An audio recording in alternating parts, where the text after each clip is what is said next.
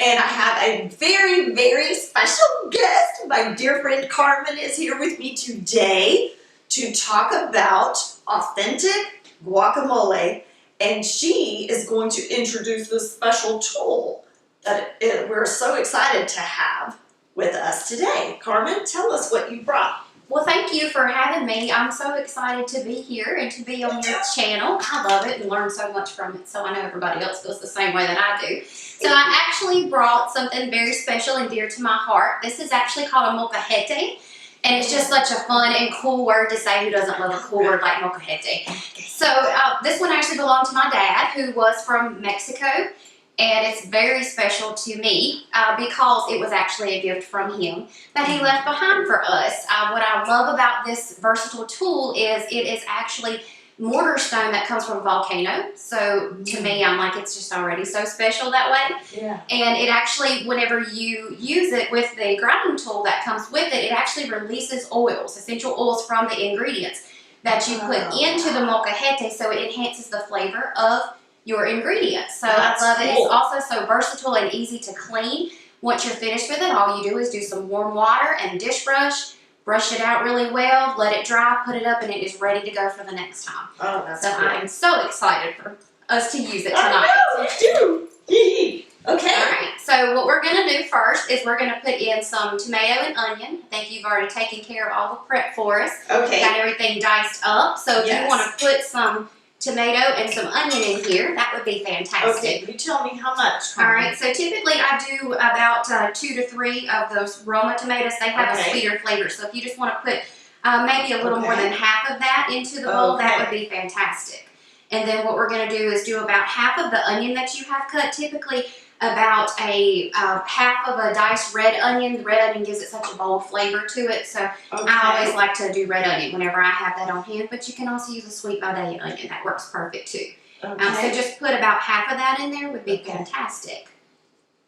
And then what we'll do is we're going to add some jalapeno. Now, if you want to do extra heat, you don't have to de-seed it. I typically de-seed it and devein it just to take out some of the heat, and we'll use all of that garlic that you have there. Okay. So typically 1 clove of diced garlic works perfect. Okay. And the jalapeno. Okay, and I so did De-seed it, so go ahead and throw the whole thing in there. Okay. And then we'll add our avocado in. Typically 2 to 3 avocados works perfect for this kind of recipe. You can actually do it chunky or mash your avocado up. It gives it such a pretty flavor though if you dice it up. So I think we decided to dice it today. Right. So if you just want to take about half of the avocado that we have prepped here and just put it in the molcajete. Okay. You said about half? Yeah. Okay. We can always add a little more if it looks like that we need to add a little more. Right. And then I always wait to salt, pepper, and lime juice it last just because to me that kind of binds everything together. So we're just going to mix this up a little bit and then we'll add in our lime and seasonings. So we'll go ahead and just mix up what we've put into our bowl here. Just give it a quick little toss. And then once we've mixed everything in, we can actually use our stone to actually mash the ingredients and emulsify what needs to be emulsified and then just combine it together. Okay.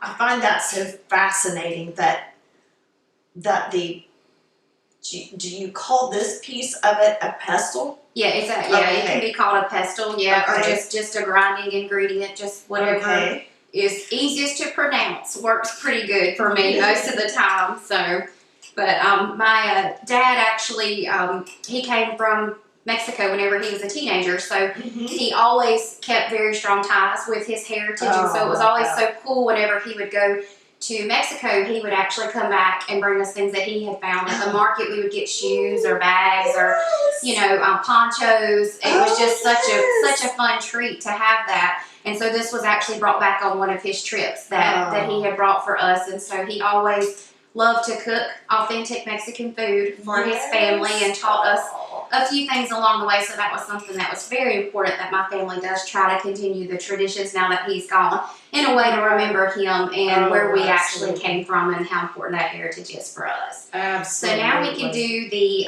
lime juice if you want to. I like a strong lime flavor, so I typically will do 2 limes. It just kind of depends on the size of them, but either or just kind of, I usually have to mix it up and see what it looks like. If it looks pretty, I'll keep it. If not, I'll add a little bit something else to it, and then we'll just salt and pepper it. Okay. And those tools are so great to use, especially makes the hands a lot easier with trying to get everything combined and together. So true. After years and years of working, I don't have the hand strength that I used to have. Sure, and yes. I've really come to appreciate these tools as well. Yes. Well, to me, why work hard in the kitchen when you don't have to? Take advantage of the tools that we have. They're always nice to have. One can never have too many tools in the kitchen, in my opinion. So. I love that. You just have to have enough cupboards to get them all in, right? Exactly. Yes, definitely. I am blessed with cupboard space in this kitchen, and I so appreciate that over and over and over. And then too, my problem is putting it up, and then I forget Yeah. where it went, and so I have to try to find it and track it down, or have to buy something new. So true. Okay, so I have the juice of one whole lime in there. Shall we? Yeah, we can mix it up and just kind of see how things look. You decide. And we will salt and pepper it a little bit too. It looks really good to me, the way it is. I think we'll be okay. Okay. And now sometimes with the molcajete, I do find that I may have to make my guacamole in batches. Just because of the size of the bowl, it has to be done in batches, which is completely fine because it's still so fun to use and it's already dirty anyway. I mean, why not take full advantage of it and use it all at one time? Yes. Okay. All right, so we have everything in there then except for salt and pepper. We need our salt and pepper. Okay, now how much salt and pepper? I usually just eyeball it. If it, do that's about a quarter teaspoon. Yes, that looks good to me. Okay. Go ahead and give that a shake there. Okay. And then I have fresh ground pepper. Let's and do I also fresh have, ground if you want to. Yeah, that'll be perfect. Usually I just eyeball that too, you know, until it kind of looks right. Fresh ground pepper always gives it such a better flavor in my opinion, so it works out great that way. What do you think? Looks good to me. Okay. We'll give it a stir and then mash it up a little bit, and I think it'll be ready to go. Okay. All right, so that looks really good. I think we'll go ahead and give it a mash. And my favorite part of this is to mash it up because to me, cooking should be therapeutic, and this is such a great way to take out aggression or happiness or sadness just to mash into something, and it just kind of gives it such a great flavor. So oh, absolutely. I think this looks really good. And give it just a little mix just to kind of catch what's on the bottom and see how it kind of everything gets into those grooves. And what I really love about this is it actually holds seasoning. So if there's like a salsa or a chili that has been made, then this will actually, you kind of still get those flavors. And I think it's really cool that it was a piece that my dad used because to me it's kind of like he's still cooking. He's still cooking with our family, so it just kind of works out really great for me. I think we are good. This looks really good. Now, to go with our amazing authentic guacamole, we're going to make some homemade corn tortilla chips. But we're also going to start with our store-bought corn tortilla shells. Okay, these are uncooked, right? Now, we have our pan of hot oil. This is on about medium heat. You can use cast iron if you've got it. If you don't have that, you've got another skillet, use that, no problem. But again, working with hot oil, you want to have everything ready.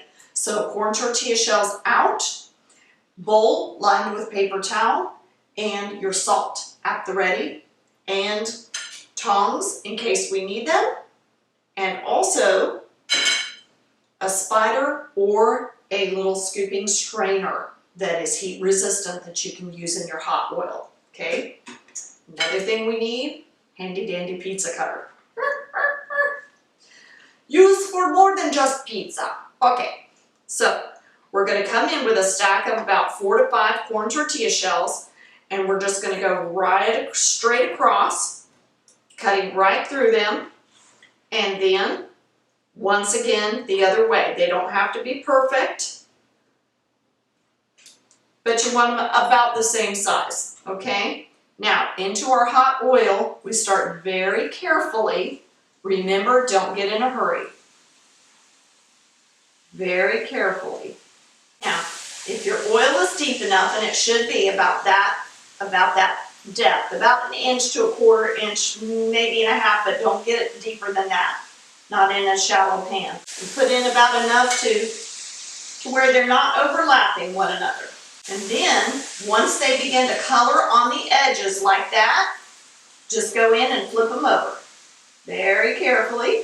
Funnily enough, whenever I make these, you guys, if I've got store-bought corn tortilla chips on the table and homemade chips, the homemade chips go first. And then I've got the store-bought left over. So, another little secret. When these start to get golden brown like that, they're ready to come out. Okay? So, we're going to now get our big strainer. And we're going to pull them out to our paper towel lined bowl. We want to pull them out before they start getting really dark because they're going to continue to color up once they're out in the bowl. Okay? A little bit of salt. Don't forget your salt. Just a little bit.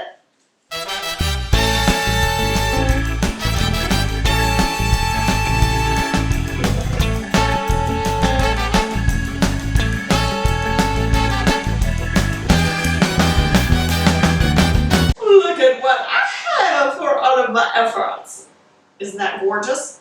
Now, this is about 20 tortillas of the round, standard size, cut into the triangles, cut into fourths. Okay, you guys, we have got the beautiful, beautiful guacamole here. I have lime on me, yum, yum.